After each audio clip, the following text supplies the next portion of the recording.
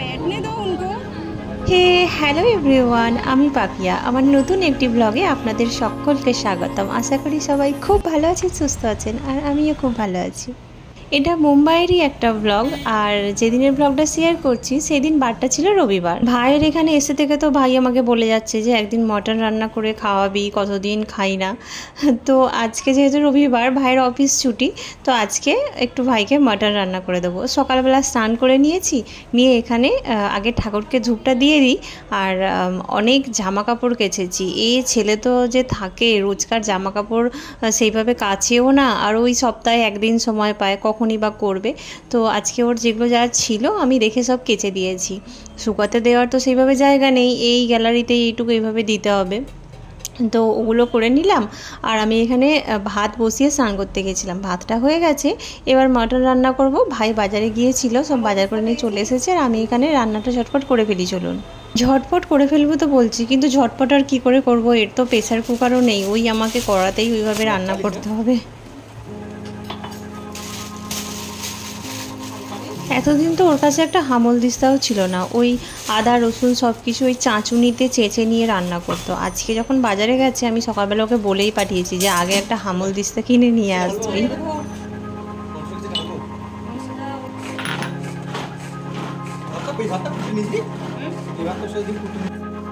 Mutton তো এমনিই সিদ্ধ হতে দেরি হয়, তার উপর এর কাছে প্রেসার কুকার নেই, কড়াতেই এইভাবে চাপা দিয়ে রান্না করতে হবে, অনেকটা সময় লাগবে। আজকে ওই জন্য শুধু ভাত আর ওই খাসির মাংসের পাতলা পাতলা ঝোল করব, আর কিছু করব না। কারণ খাওয়া দাওয়ার পরে একটু বেরোবো, কারণ আর তো মাত্র কয়েকটা দিন আছি, একটু ঘুরে বেরিয়ে তো নিতে হবে। আর আজকে ভাইয়ের ছুটিও রয়েছে, ভাইয়ের সাথেই যেতে পারবো। কাল শনিবার ছিল, কালকে আমি একা বেরিয়েছিলাম, কালকে গেট অফ ইন্ডিয়া গিয়েছিলাম, তো ওখান থেকে আমি একা ঘুরে বেরিয়ে এসেছি। আর যেহেতু ভাই আছে, ভাইয়ের সাথে ঘুরতে যাব, তো আজকে ভেবেছি যে ব্যান্ডরা যাব। জানি যে ব্লগগুলো শেয়ার করতে অনেকটা করে দেরি হয়ে যাচ্ছে, কিন্তু কি করব, নিজেকে একাকে তো সব দিকটা সামলাতে হয়। তো আমি সেই টাইম মতো সব কিছু পেরে উঠছি না। শুধু তো আর শ্যুট করে নিলেই হয়ে গেল না, সেগুলোকে আবার এডিট করা, তার উপর আমি তো ভয়েস ওভার দিই, তো ভয়েস ওভার দেয়া অনেক খাটনির কাজ। আর তার উপর সংসার, পার্লার, বাইরের কাজ, বাড়ির কাজ, সমস্ত কিছু রয়েছে। তো আমি সেইভাবে সময়ই করে উঠতে পারছি না যে ব্লগগুলো এডিট করে টাইম মতো পোস্ট করব। কতক্ষণ ধরে চাপা দিয়ে এটাকে কষিয়ে রান্না করতে হচ্ছে। প্রেসার কুকার হলে এটা কখন হয়ে যেত। তবে প্রেসার কুকারে তাড়াতাড়ি হয় ঠিকই, কিন্তু এইভাবে কড়াইতে খাসির মাংস চাপা দিয়ে সিদ্ধ করে রান্না করলে দেখেছি যে প্রেসার কুকারের করার থেকে কড়াইতে এইভাবে করলে টেস্টটা একটু হলেও বেশি হয়। তো যাই হোক, প্রায় 1.5-2 ঘন্টা মতো রান্না করার পর মাংসটা আমার এখানে হয়ে গেছে। আর এবার তিনজনে খাবার খেয়ে নেবো। ভাই এবার আইসক্রিমও নিয়ে এসেছে, খাওয়ার পরে আইসক্রিম খাবো, আর তারপর রেডি হয়ে আমরা বেরোবো। এই তো সুন্দর।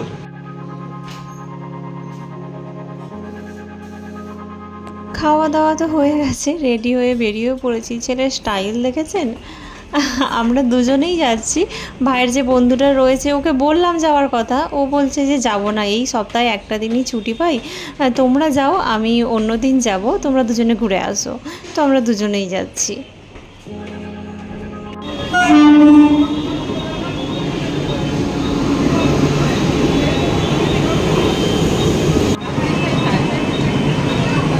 বেশি গরম যে ভাই আজকে এসি ট্রেনের টিকিট কেটেছে, বলছে এই জমিয়ে খাওয়া দাওয়া করার পর তারপরে যদি এই গরমে কষ্ট করে যেতে হয় ভালো লাগে বল। তো যাই হোক, এখানে ভাইন্দার থেকে আমরা ট্রেন নিলাম, যাব হচ্ছে ব্যান্ডরা, আগেই তো বললাম। কিন্তু এই এসি ট্রেন থেকে নামার পরেই না কি গরম হচ্ছে। ব্যান্ডরা স্টেশন পর্যন্ত এলাম, স্টেশন থেকে বাইরে বেরিয়ে অটো করেছি। তো অটোতে করে যাব হচ্ছে শাহরুখ খানের বাড়ি দেখতে, মানে শাহরুখ খানের বাড়ির একদম সামনেটাতেই গিয়ে নামবো। ব্যান্ড্রা স্টেশন থেকে অটো করে যেতে ওই হয়তো মিনিট 15 এরকম সময় লাগবে। তো চলুন তাহলে আজকে কিং খানের বাড়িটা দেখে আসা যাক।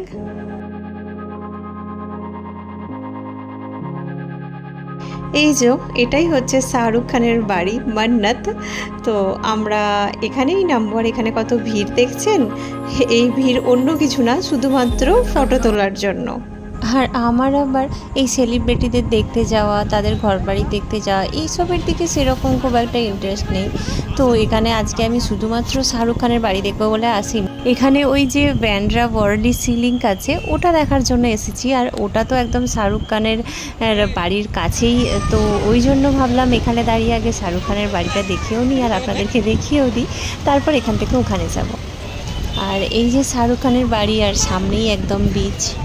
এখন ওই 5টা মতো বাজে, কিন্তু প্রচণ্ড রোদ রয়েছে, যার জন্য আর এই সামনে বিচটার ওখানটায় নামিনি। আর এখানে কত ভিড় দেখুন, সবাই এই মান্নাতের সামনে দাঁড়িয়ে ফটো তোলার জন্য প্রত্যেক দিন এখানে এত ভিড় করে লোকে। কোনখানটা শাহরুখ খান দাঁড়ায় জানো? ওইখানটা দাঁড়ায়। আর আমার মাথার উপরে ওই যে জায়গাটা, শাহরুখ খান যখন সবাইকে হাই হ্যালো করার জন্য আসে তো ওইখানটাতেই দাঁড়ায়। লাইন দিয়ে দাঁড়িয়ে আছি। মান্নাত আমরা ঈদের আগের দিনে এসেছি, আর কাল যেহেতু ঈদ, কালকেই শাহরুখ খান এখানে আসবে। প্রতি বছর ঈদের দিনে বেরোয়, ঈদের দিনে শাহরুখ খানের জন্মদিনে, তো এরকম মাঝে মধ্যেই বেরোয়। আর ওই জায়গাটায় দাঁড়ায়, তখন তো ওখানে প্রচুর ভিড় থাকে। যাই হোক, শাহরুখ খানের বাড়ি দেখা হয়ে গেছে, কয়েকটা ছবি টবিও তুলে নিয়েছি। এবার এখান থেকে ওই যাব হচ্ছে ওয়ার্লি সিলিং দেখতে, যেটা ওই বাড়ির সামনের রাস্তাটা দিয়ে একটুখানি হেঁটে আসবো। আর এখানে দেখলাম একটা পার্ক মতো রয়েছে, এর ভিতর দিয়েই রাস্তাটা।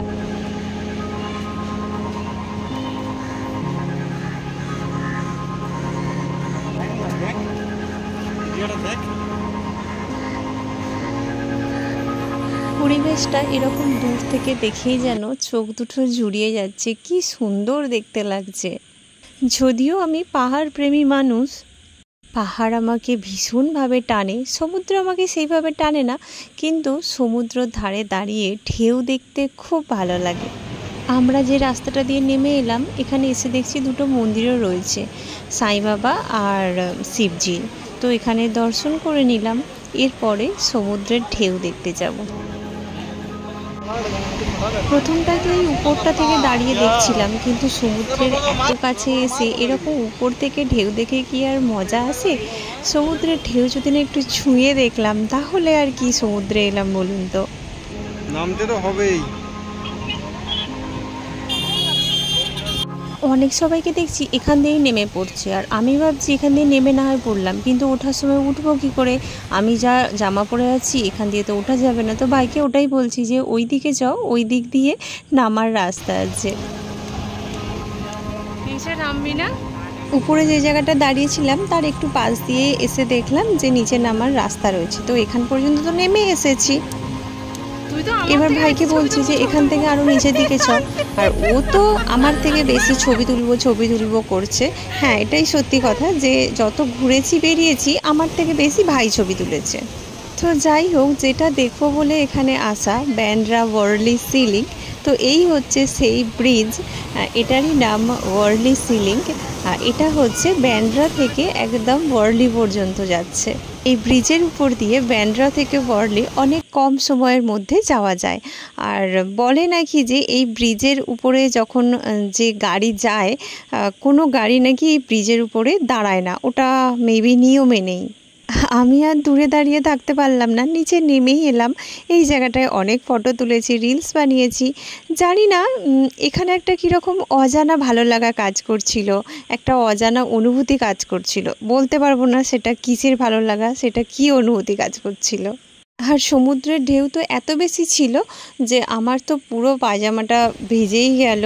তো এখানে আর বেশিক্ষণ থাকতে দিল না, কারণ সমুদ্রের ঢেউ অনেক বেশি, এত বেশি যখন ঢেউ আসে তখন এখানে নিচে আর থাকতে দেয় না। আমরা উপরে উঠে এলাম, এবার তো এখান থেকে ফিরবো।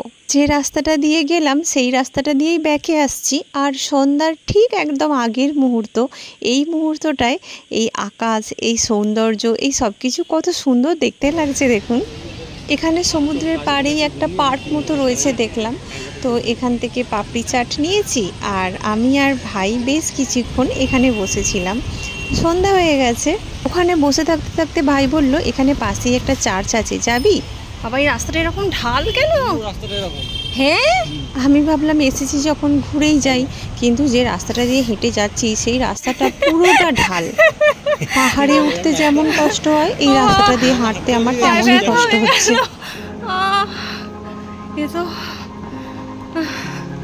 এ তো পাহাড়ে ওঠার সময়। আর কতটা রে, উফ পায়ে যন্ত্রণা হচ্ছে। আমি সেই সুরাট আসার জন্য বাড়ি থেকে যে বেরিয়েছি, আজকে 15-16 দিন হয়ে গেল একভাবে জার্নি করেই যাচ্ছি। একটা দিনও আমার রেস্ট নেই, রাতে ঘুম নেই, সেইভাবে টাইমে খাওয়া নেই, শুধু ঘুরেই যাচ্ছি। তবে কষ্ট যতই হোক, ফটো তোলার সাথে কিন্তু কোনো কম্প্রোমাইজ করি না, প্রচুর ফটো তুলেছি। তো যাই হোক, অনেক কষ্ট করে হাঁটতে ফাইনালি চার্চ পর্যন্ত এসে পৌঁছেছি। কি 10 টাকা?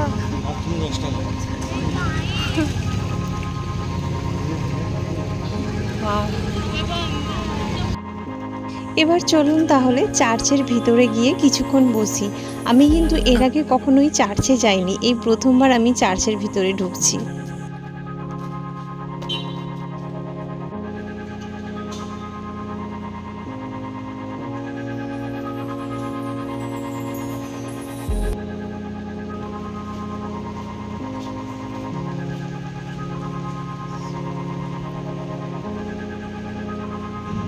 কত সুন্দর শান্ত নিরিবিলি পরিবেশ। 10 মিনিট বসবো বলে ভিতরে ঢুকলাম, কিন্তু জানি না 10 মিনিটটা কখন যে আধ ঘন্টা হয়ে গেছে বুঝতেই পারিনি। চোখ দুটো যেন এমনিই বন্ধ হয়ে গেল, আর তারপরে মনটা একদম শান্ত হয়ে গেল। সত্যি চার্চের ভিতরে যে এত বেশি শান্তি, সেটা হয়তো চার্চে না এলে বুঝতাম না। তো ওখান থেকে বেরিয়ে এসে এইখানে যে আরেকটা, এটা আমি কি বলে জানি না, তো ভাইকে বললাম যে চল উপরে উঠে দেখেই আসি।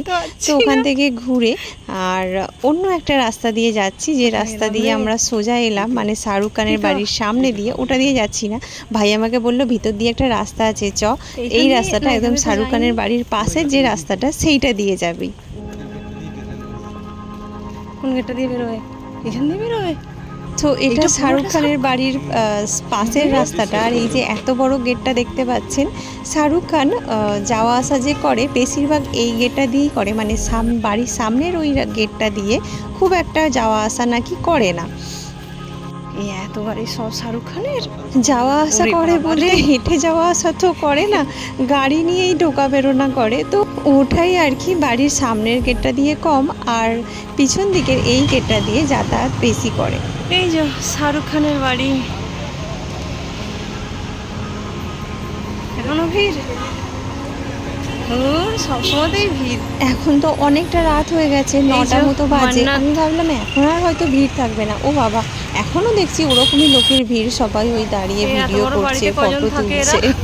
আর আমি এখানে দাঁড়িয়ে ভাবছিস আজকে এলাম, সেই জন্য আমার ব্যান্ডরা, যেটা আমার দেখার ইচ্ছা ছিল ওয়ার্লি সিলিং, সেটা দেখা হলো। কালকে হলো তো হতো না, কারণ কালকে ঈদ বলে এখানে এত বেশি ভিড় হয়।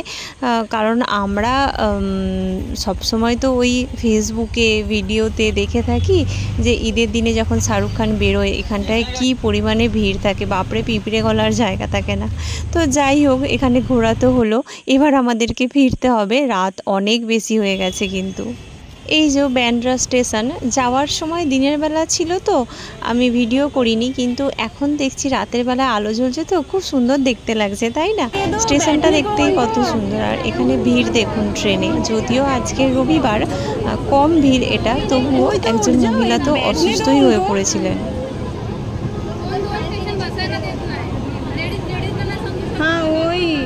যে অসুস্থ তাকে তো কেউ একজন বসার সিটটা ছেড়ে তাকে বসে দেবে, কিন্তু না, সেটাও কেউ করবে না।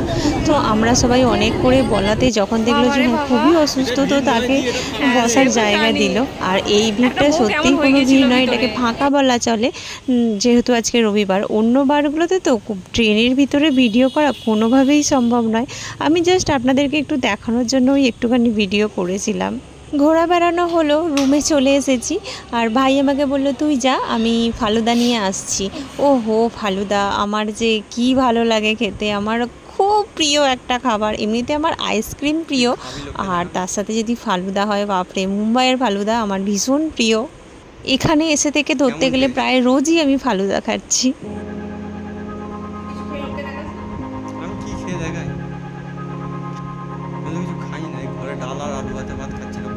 তো চলুন তাহলে ব্লগটা আজকে এখানেই শেষ করছি। আমার ব্লগ যদি ভালো লাগে তাহলে অবশ্যই লাইক কমেন্ট সাবস্ক্রাইব করবেন।